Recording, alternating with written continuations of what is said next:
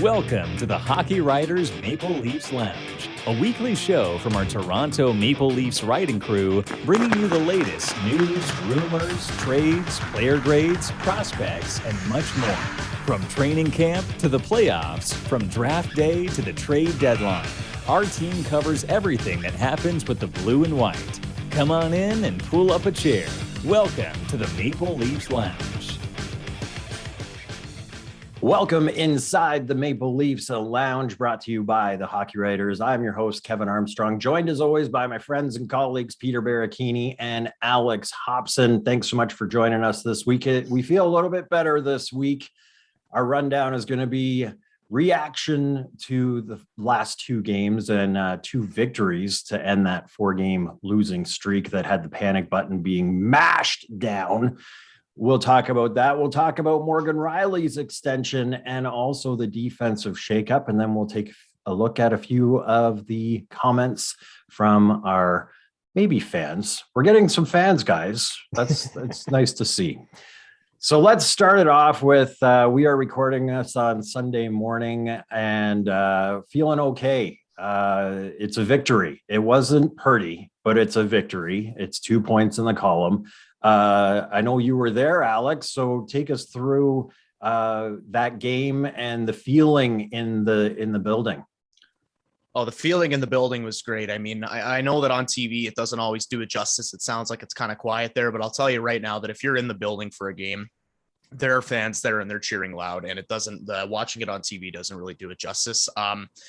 I thought yesterday was a good game for the Leafs, as it should have been, because they were playing the Red Wings on a second half of a back-to-back and they were missing Tyler Bertuzzi. So we kind of expected they should have played well against him. And they did, but it was at the same time another one of those games where, you know, the margin just could have been so much wider, but the Leafs kept shooting themselves in the foot. I mean, Kerfoot, when he made it 3-1 at the start of the third period, Detroit scored pretty much a minute later. And then when Tavares scored, Detroit scored 2 minutes later. And then when Mitch Marner got that gift of a goal at the end of the third period, Detroit made it interesting once again with 30 seconds left in the game. So there's definitely some things to work on. And like I said in my takeaways piece today, you know, when you go up against a team like Detroit, who was on the second half of back-to-back and missing one of their best players, and to get a 5-4 win and say there's no improvements to me, it would be silly. So they obviously have some ends to tighten up, but overall, it was great to see John Tavares kind of looking like himself again. He had this is the first game this season where any one of the big four really stepped up and took control of a game. And so it was nice to see the captain lead by example, albeit 9 games into the season, and hopefully it starts a trend for some of the other ones that have been struggling. Peter, I would say just before we started recording this as well, the Red Wings even made it close, a couple seconds remaining on the clock. It was a bit of a heart attack moment. And as Alex was saying, lots of things to clean up. This should have been a little bit of an easier victory. What's your positives and maybe some negatives from this one? I mean, Alex touched on the positives, John Tavares, but even the top six as a whole looked reinvigorated. They looked like they were ready to go from the very start of the drop of the puck to the very end of the game. They were enthusiastic. They were engaged in every single shift. I mean, granted that Matthews and Nylander really didn't get any points bunting on the power play, but they still looked really good. The chemistry was there. They were reading each other very well in the offensive zone, finding each other very well, and had a lot of dangerous chances, no doubt about that. For me, the biggest improvement, or not necessarily improvement because, you know, some things that need to be worked on, was the shifting of the defense. I know we're gonna get to more of that later on, so I'm just going to be very brief. The defense looked really good based on the changes made. The negatives that I have to say is just the little tiny details. I mean, we saw them be more detail oriented in the last 40 minutes against the Chicago Blackhawks. Some aspects got away from them, like Pierre Engvall being a little too aggressive on the penalty kill, Matthews and Dermott getting crossed over, leaving Joe Veleno open on that goal that after Kerfoot made it 3-2, the clearing attempt on the Maxim Mesnikov goal. So again, you just need to iron out the details. A lot of positives to take from, but like Alex said, it wouldn't be a great game if they said that, you know, there weren't some negatives to improve on. So they got to clean some things up, but overall, 2 points is 2 points. Yes, we're happy, but at the same time, get better every single game right now, because they need to take major steps forward right now, and this is a good starting point. I'm going to jump in real quick one more time here because, Peter, you reminded me of another improvement that I think needs to be made. One thing that I noticed about last night's game, and not just last night's game, but a bunch of games this season, honestly, is I think that the Leafs and their fans are sort of getting fooled by the amount of shots that they get during a game and how many of those shots are high danger shots and chances. You know, we obviously saw Anton Forsberg against Ottawa put up a couple of great performances and shut the door against the Leafs. We saw Igor Shesterkin do it against the Leafs. And even last night, the Leafs had 38 shots or something to the effect of that. But the problem is not a lot of these shots were high danger. And, I feel like a lot of the time, a lot of these shots that are being put on net are just muffins, and they're kind of going right into the goalie's chest, and they're not really challenging saves for a goalie to make. And obviously last night's probably a bad example to complain about because they scored 5 goals. But at the same time, this is something that you want to see them work on moving forward, getting more, as we've talked about in the past, more shots from the dirty area right in front of the net, those garbage goals. And because at some point, it's not really about getting goalied anymore per se, but just not exercising the amount of high danger chances you get. Yeah, and there were quite a bit of times too, even during the game, I heard the fans yell "shoot," especially on the power play. So there are still the instances where they have a prime shot or a prime shooting opportunity, and they still elect to pass and distribute the puck. They have the offensive zone time. They're dominating that. They're getting the zone time. But again, like you said, the amount of shots and the quality of shots, I have seen that as a major tipping point right now, where you could get all the time you want, but it doesn't matter if you don't get the quality chances. So yeah, I totally agree with that. I was one of those fans yelling "shoot." I'm sure that helped. I always love that. Yes. All the hockey players must be like, "Oh, is that what we're supposed to do?" Oh. But we find ourselves doing it. I'm doing it on the couch watching the game too. Shoot. Yeah. Now the 2 wins, they're W's, so we kind of have short-term memory, and that's what sports is all about. But I'm going to back it up to 3 games ago against Carolina when it was the 4th straight loss, and it was 4-1. And to me, there was a lot of concern out of that game. Sure, it was coming off a Boston debacle, but the Carolina, that's the first time we've seen Carolina in a very long time. They're an excellent team. They've got Frederik Andersen, who looks like our worst nightmare, the Frederik Andersen from years ago. He's fabulous right now. But Carolina is elite. And what's so obvious watching that game was that the Maple Leafs are not even in that same category at this point. And they said it. Sheldon Keefe came right out and said, this is the standard we have to play to. So I'm wondering, guys, to a different degree, we heard lots last year about the North Division was the weakest division in hockey. Were the Leafs better than we thought? Now that we're seeing them against elite competition and like Carolina and failing, when we're seeing them against a winless Blackhawks team and they have to come from behind to win, when we see a maniac performance against the Red Wings that they could have lost a lot of different ways, were we led to believe, were we given a false sense of security after last season?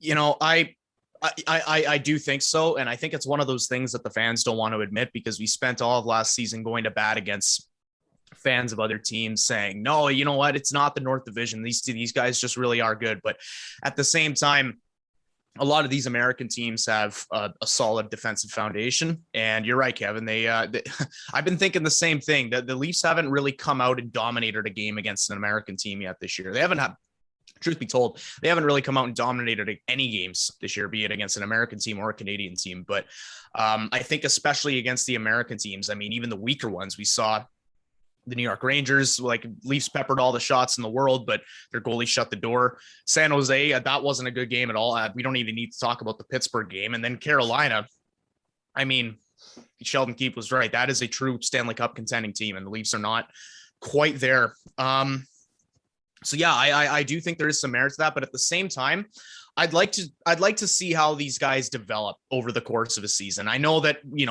we are only 9 games in, so And I don't want to be making that excuse all season because, when they lost to Carolina, I was in the exact same boat as everyone else, just saying, trade everyone, fire everyone, et cetera, et cetera. So I do want to see, and I'm still holding out this tiny shred of hope that maybe they're just getting their slump out of the way early on in the season compared to, later on, right before the playoffs. But at the same time, I do think that there is some merit to the fact that the American teams seem to be playing them much harder. Peter?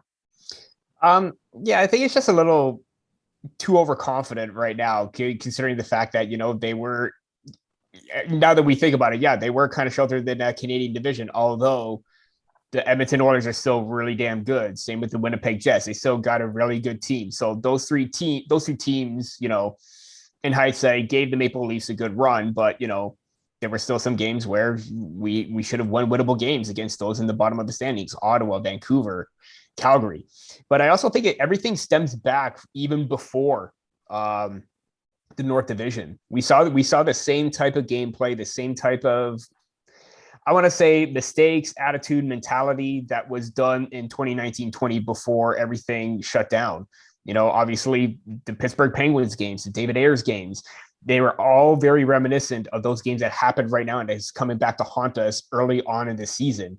So I think everything is stemming from the last season, the season before that, and all this time. 5-6 seasons with, majority of our core players, and it's still the same story every single time. Would I love to see change? Absolutely. In terms of change, I mean, like in terms of their attitude, their mentality, actually going out and playing meaningful games. And the fact that they haven't played an American team in well over a year, I think I don't want to give it as like a reason to say why they're not playing as well, but it shouldn't be that, because based on where they are in the standings or where they should be, we should be seeing their best, no matter who's at the bottom, who's at the top, middle, whatever. Easily, the Maple Leafs could probably be a way above 500. They're 4-4-1 right now. They could easily be 6-2-1 or 6-1-1. My math is probably not adding up in terms of games played, but they should have a better record based on what they have, and the performance just really isn't there to suggest that. And now it's entering when this schedule came out, July 22nd, this week was circled. This is a tough week. Vegas, Tampa, Boston. Luckily, they're all on home ice, so hopefully there's an advantage there. But if we're going to see what this team is actually made of, and I wouldn't even say at that point of this week, we've got to get rid of the excuse that it's early, because you should have the rest knocked off now. And now you're going against, you've got 4 very good in the elite class teams that are coming up. And we saw them skate with the Carolina Hurricanes, although they lost 4-1. They took so many positives out of that, which was just scary to me because they're supposed to be in that class. Now they better skate and win at least 2 of these next 3 to prove that they belong in this conversation. If not, they're back into a middle tier and where do we go from here conversation. Mm-hmm. 2 things to also keep in mind that, all 3 of the other teams that we're facing, they're having their own struggles as well. I mean, that's not to suggest that, hey, because they're doing bad, we're doing bad as well. No, we got to be better. We got to keep our game going. We're having good momentum after these 2 games. Let's keep it going. Also, November's the time where, you start to get a sense of who's going to be in that playoffs or not. Now is the time to suggest that, hey, if we're really meaning business and we want to be a playoff team, let's play like one, because these are the games matter from here. I mean, October matters, but from the games here on out now, they mean that much more than what the games meant in October. Right. This is the Maple Leafs Lounge, brought to you by the Hockey Writers. Make sure to head on over to thehockeywriters.com. Click under that Maple Leafs tab for stories from the 3 guys that you're hearing from right now and the rest of our team.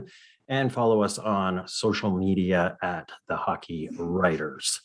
So let's switch gears to this has good news written on it with some repercussions. So we'll get into this. But Morgan Reilly has signed a 8-year, $60 million extension. I looked up his picture from when he was drafted. What a baby face. And now he's going to be 35 years old and still wearing blue and white. So cool moment to have somebody stay with the franchise this long in this day and age in professional sports.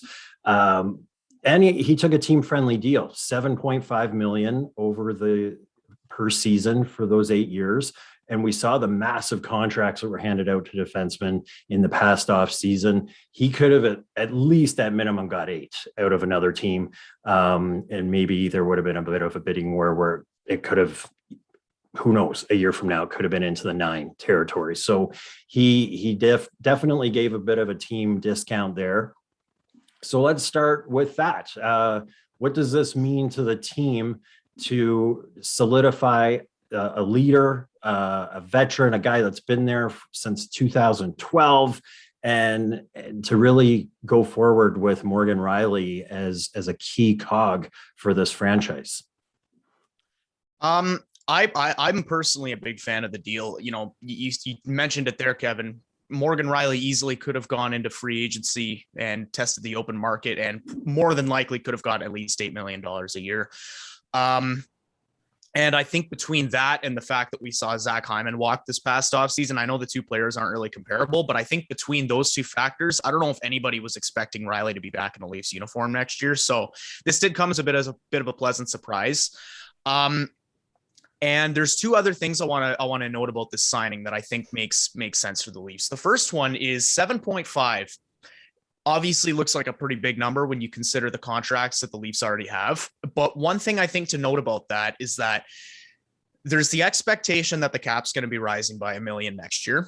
Yeah. And on top of that, Phil Kessel's $1.2 million a year that he is owed by the Leafs is up after next year. So realistically, the Leafs are only really giving Morgan Reilly an increase of $300,000 towards the cap.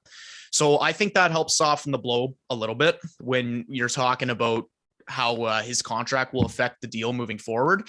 And at the same time, I think it's also important to note what Morgan Reilly leaving potentially could have done to the dressing room. And I mean, I don't want to sit here and speculate and say it would have sent the whole team into turmoil, but obviously we all saw the video of the team reacting when Sheldon announced that Morgan Reilly was coming back, and they were all super happy for the guy. John Tavares, Austin Matthews, they all had great things to say about Morgan Reilly. And I mean, we're talking about a guy who's been here since Phil Kessel and Dion Phaneuf were still the team's core. He's been here since he's seen the good, the bad, and the ugly, and he's worn a letter for this team ever since he was 22 years old. So, you know, to me, we always talk about building a winning culture here and building a foundation around guys that want to win and want to buy into that mindset. And I think Morgan Reilly does a good job at exemplifying that. So I think it was a good decision to bring him back. I think that there are some questions potentially down the road, but at the same time, the style of play that he has, best case scenario, he could age like a Mark Giordano type. And if he can do that, I think that'd be amazing. If not, we'll see how it plays out. But for now, I think it was good to get that distraction out of the way, and hopefully it takes a load off of Reilly's chest, because Lord knows the team needs him to be at his best this year. Yeah, and we saw a bit of a boost right away in the game. So a little bit of some help already there.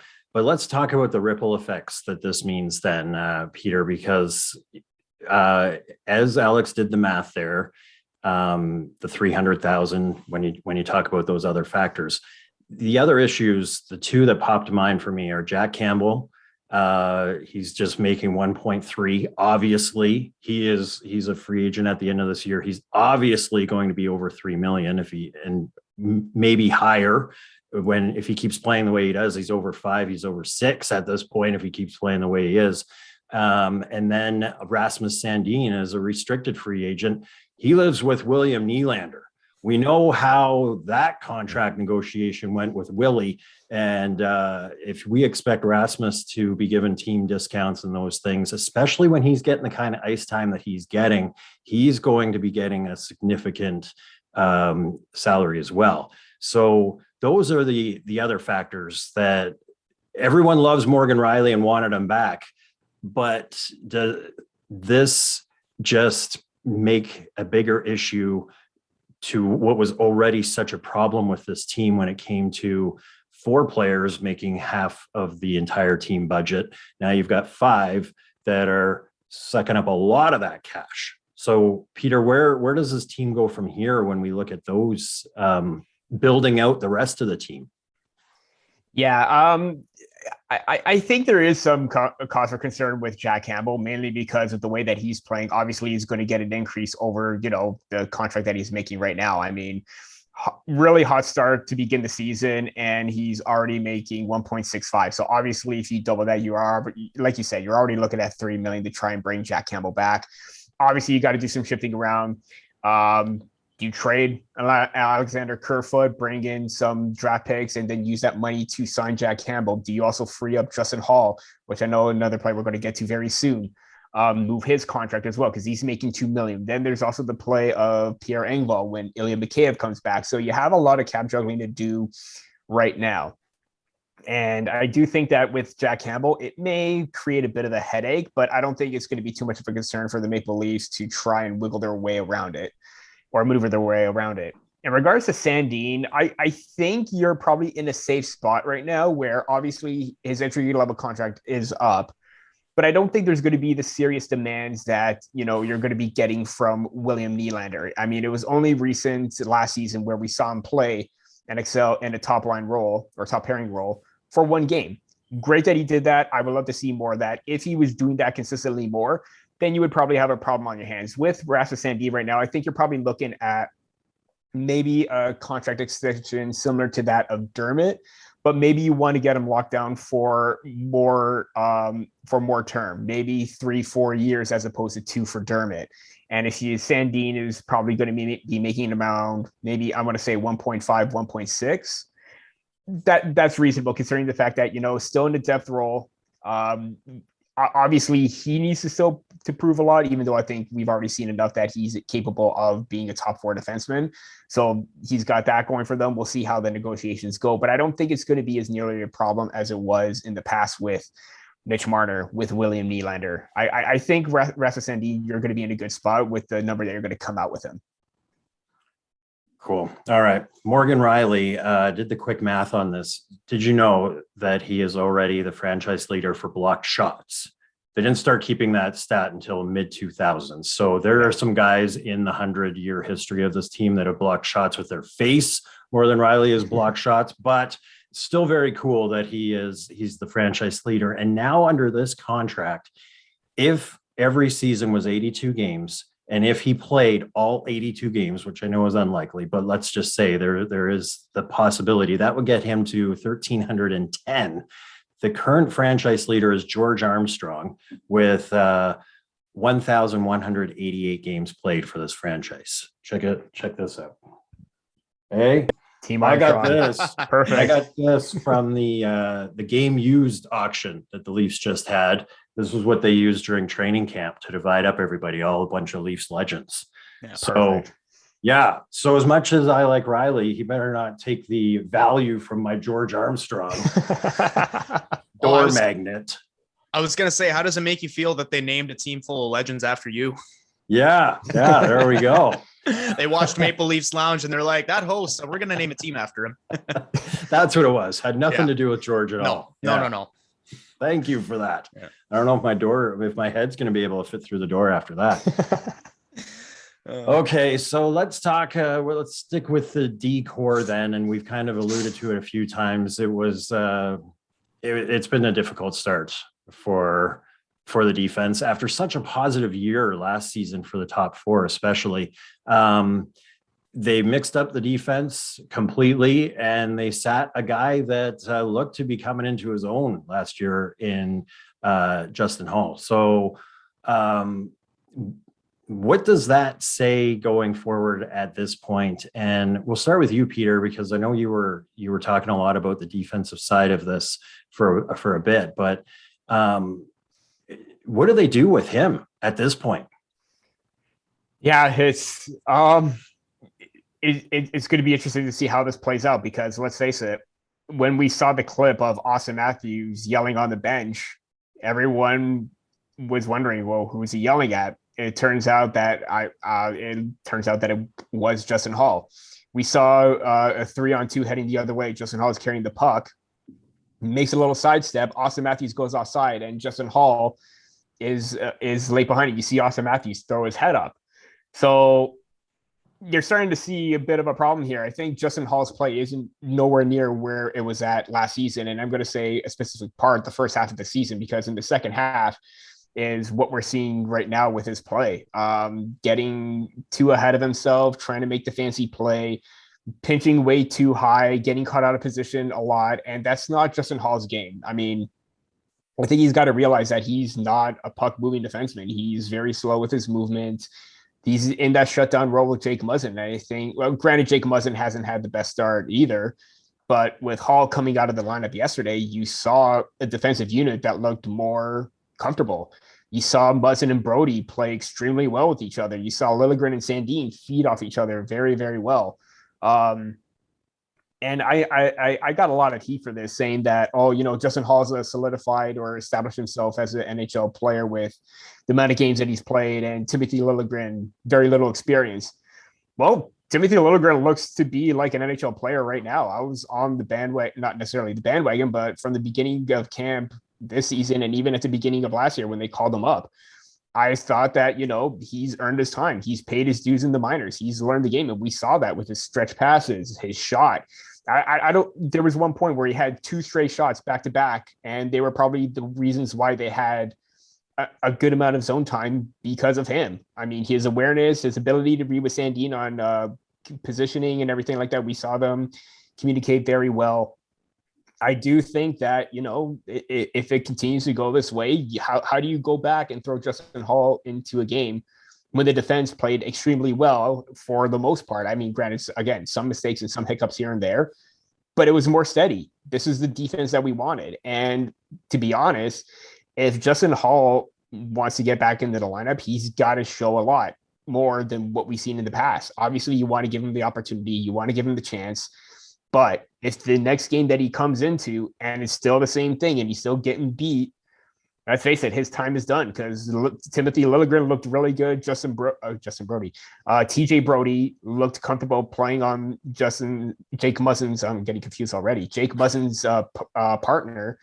And Rielly and Dermott looked really good too. So the fact that Keith made the changes that he did, it worked out, because you weren't going to win games with Muzzin and Holl allowing God knows how many goals per game. And I think at this point, I think it was during the Chicago game where they allowed 10 even strength against and 12 overall. That's not good enough for a defensive pairing. So the fact that they made the changes that they made right now is a good step, and I think they're going to reap the rewards from it.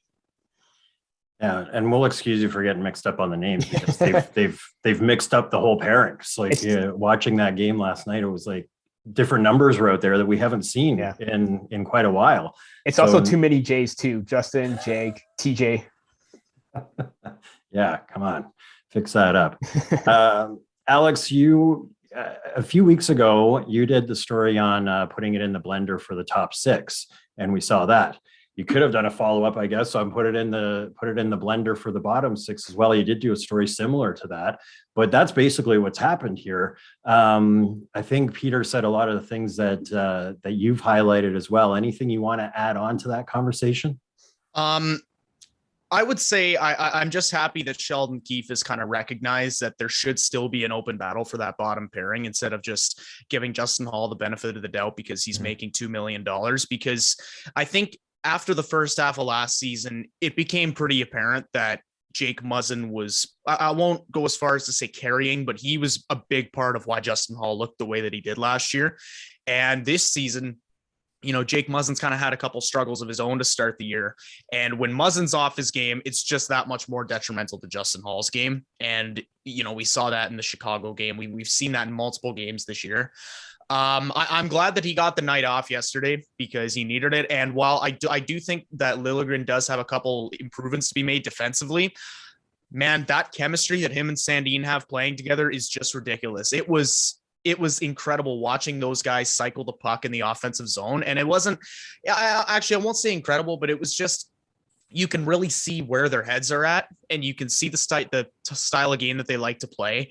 And you can see that Liljegren has potential to be a puck moving defenseman in the NHL. So I was very happy and very encouraged to see how those guys played together. And while I don't necessarily agree with just kicking Justin Holl to the curb and giving Liljegren the full-time spot. At the very least, I think you got to recognize that it's an open battle. And I think Liljegren deserves a chance to really compete for that role down the stretch because, he's kind of been on the cusp of it for the past couple of years.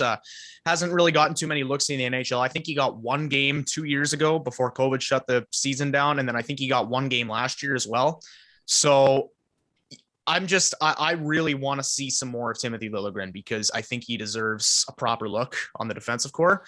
And Justin Holl so far this season just has not been good. And I mean, I'm not gonna say that he was fully holding Muzzin back, but look what happens when you give Muzzin TJ Brody on his right side. He puts up 2 points and he looked a lot more sound defensively last night than he has all season. So I'd like to see this battle continue because I think some healthy competition could be good for the defensive core. And even to begin the season too, we were looking at Travis Dermott as the odd man out.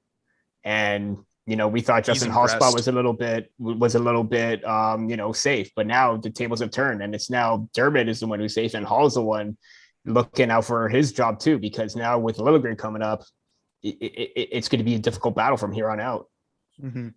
Yeah, and plus with Muzzin scoring the first goal last night, it showed he pinched in, and that showed the trust factor of his partner having his back too. Mm-hmm. So that's the Muzzin that we're a little bit more accustomed to seeing. And when I read between the lines of the things that players say, because no one's going to call out guys directly by name or anything, but we were wondering with Muzzin saying we need to go back to the drawing board. Was he saying like, I need a new partner here? Like he doesn't want to call out his friend and his partner, but he's got to say like, come on, you got to help me out here. I'm trying to be all over the ice. Mm-hmm. So, yeah. And I think that with the frustration that we saw with Austin Matthews is just, it's not a knock against like them not being friends. It's just, hey, this is work. We got to get our job done. We got to be better. So the fact that we saw some of that initiative, that anger and frustration, I think it's just boiled over to a point now where they realized, hey, enough is enough. We got to act and play to a standard that we need to right now. Right. All right, so this is the Maple Leafs Lounge. We're getting into overtime, so we'll keep the comment corner quick, but make sure to follow us on all your favorite social media channels at the Hockey Writers. So I'm going to start this one with reminding everyone you might not want to be there, but you've got to put your head back to coming off a 7-1 loss to Boston. A lot of these fans responded to our last show with that was within hours of that. So one guy, Rob M, says this team has no heart, no shame, no urgency. They've been coddled too much. They believe all the wonderful things people say about them. They need a shakeup. I have no issue with the Leafs being top loaded with stars and paying them and employing a lot of others to fill out the roster, but the top has to have heart and a will to win, and I just don't see it. Thank you for the comment, Rob. I totally agreed with you until this week when, as we just said, we saw Austin Matthews getting vocal, visibly frustrated. We saw players starting to do what exactly he was pointing out. After the Pittsburgh game, I agree 100% with what Rob said. No heart, no shame, no urgency. Yeah. That was despicable. Mm-hmm. But we are seeing, so I'm hoping Rob is seeing that as well, that we are seeing some improvement on that side. Yeah. Now I'm going to say another one here. Okay, this one was interesting. Nylander is the only player playing like an $11 million player. Take the C and give it to Spezza. Move Kerfoot to the top right wing. Move Morgan for a defensive D with 3+ years left. So again, this was after Pittsburgh. So cross out that Morgan Reilly is out of the deal now. Morgan actually has a no movement clause until the last 2 years of that 8-year deal. 2 or 3 years. Yeah. Yeah, where he can submit a 10-team submit. Yeah. So, but the C has been talked about a few times, and this is kind of beating the dead horse because John Tavares is a different kind of player. He's not the flashy type of captain or anything like that. He's very cerebral. His clips are very plain white bread. It's and I questioned it right up until that really scary injury he had in the Montreal series and how it affected the team and how everyone talked about him, not just the players that are on the Toronto Maple Leafs, but around the league. Everyone was just shocked and throwing their best support behind this guy. And it really showed me that John Tavares is a leader, just because he doesn't say golden clips all the time and play the big highlight reels all the time. He's definitely got that leadership value because he was captain of the Islanders as well. So what do you guys think? At the same time, Spezza is such a great leader. We see that in and out. You can't have two captains. Should there be an A on Spezza's chest? No, you go first. go Alex. No, you first, Peter. Okay. It's all good.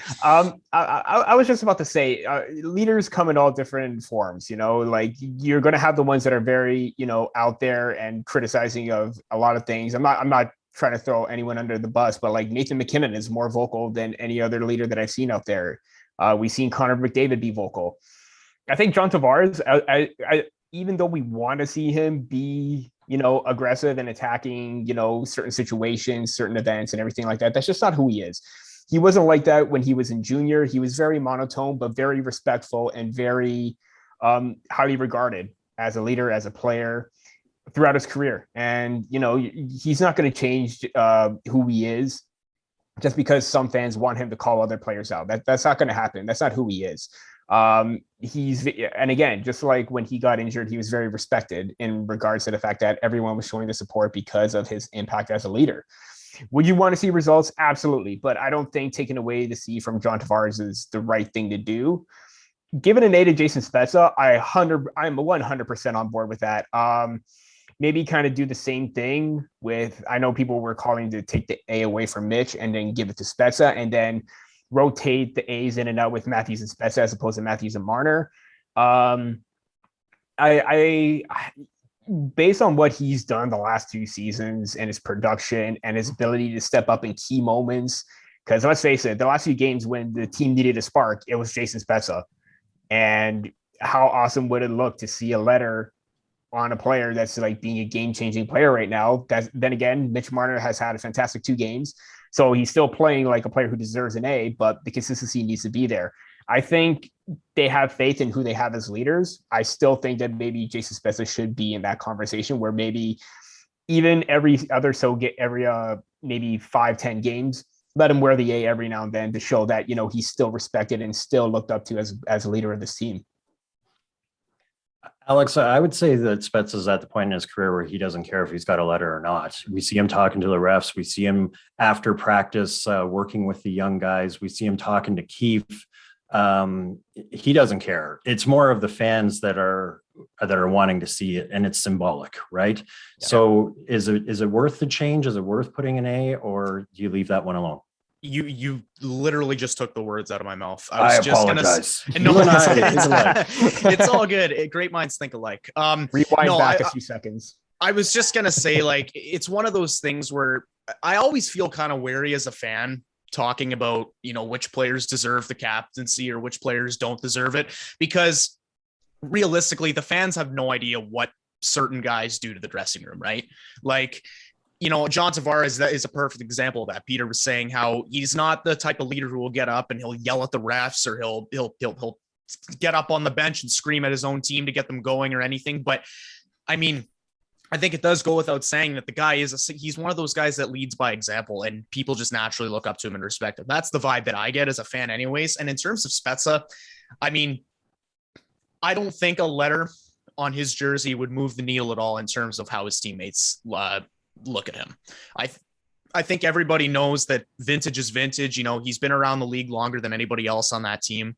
And you see his leadership aspects even without the letter on his jersey. Like you said, Kevin, he talks to the refs, he works with the young guys, and he also leads by example. So I wouldn't really say that he needs to have a letter on his jersey. I would support it if the Leafs wanted to strip someone like Marner of a letter and give it to Spezza. I wouldn't be against it, but I don't think it's something that's really going to move the needle that much right now, because I think the team already kind of looks at him as maybe kind of like a ghost captain, someone that doesn't have a letter on his jersey, but is sort of unspoken one of the captains.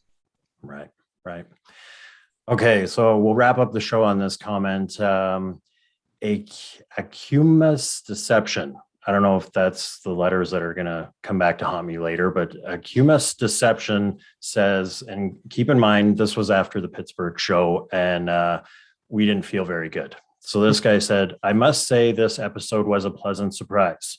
I'm glad that you guys are seeing the same thing the fans have been saying for the last 5 years. Sadly, our worst nightmare is coming to light. The core just doesn't have it. So as positive as we're trying to be on this show after 2 victories, we're still in that boat of concern.